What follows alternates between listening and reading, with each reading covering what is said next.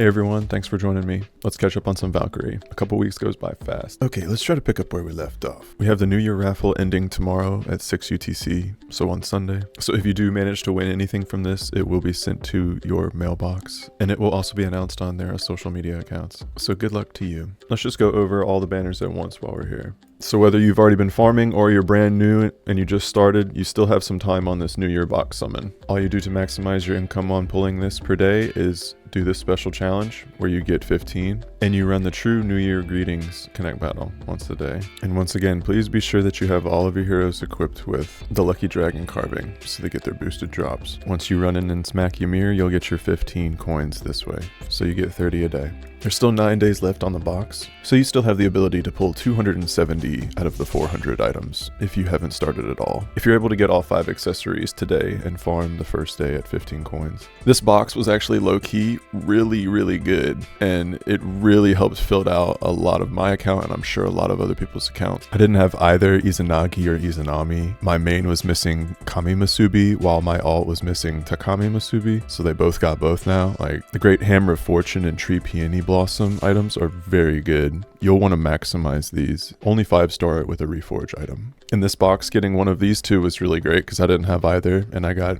Umuka Hime, which I tried to use in Heroic Wanderer Roveria, but he was still too squishy. I count 12 heroes on this box, which you could effectively have guaranteed yourself if you gave yourself 14 days of farming it. There's still 9 days to farm it. Even if you're a fresh account, you could statistically still see 7 to 8 of these heroes with your 270. That's really good. This level of hero handout from a sort of free farmable challenge has kind of not been available to this quantity up to this point. I think this New Year box summon was fantastic. It's about as good as it could have been, and I think it really sets a bar for what event should help players fill out that hero backlog. We have over 500, 600 heroes in the game. We need to start giving players easier access to that backlog, especially if you want them using them in the current meta. Like Kami Masubi and Takami Masubi both have 50% SAR all ally openers, which is hopefully what you're using in Coliseum right now if you don't have any other options. But anyway, that was a lot about New Year's. There's a lot to say. Asterism has Virgo and Gemini now, and they're both seeming pretty strong. Virgo is seeming like a contender with Scorpio level tier of PvP to contend with Ymir. Gemini, although may not be as crazy in PvP, seems like really strong in her PvE niche. Good in Heroic Wanderer.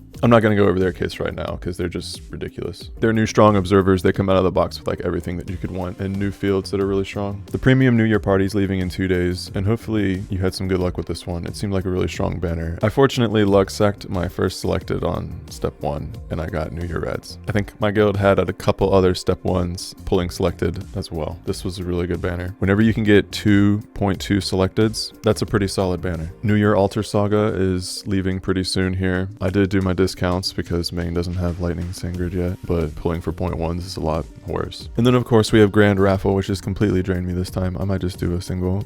Yeah, appropriate. I fished for Kohaku a lot. I didn't get lucky. I did grab 2 copies of Tsukino, which is really good on the main. Good not to miss her. And I picked up a pretty nice spread of the Shining Dragon Jewel, which this gear is absolutely crazy. If you have it, max it out with knives. This gear is a new defining strength in the PvE and PvP meta. This gear is so good. With my 1000 currency, I'm probably just going to buy another copy of it so I can then have 3 5-stars and another 4-star. I'll just make a quick note about this free handout for the upcoming raffle. All you need to do is log in and get it from your mailbox, and you'll have a free attempt at her. I was looking for the artwork, but I couldn't find it. Somebody has it on the Discord somewhere already. All right, and now I'll go over the events. Coliseum's going to be short and quick. The rewards are new frames, not as interesting as stronger equipment, but okay, I guess.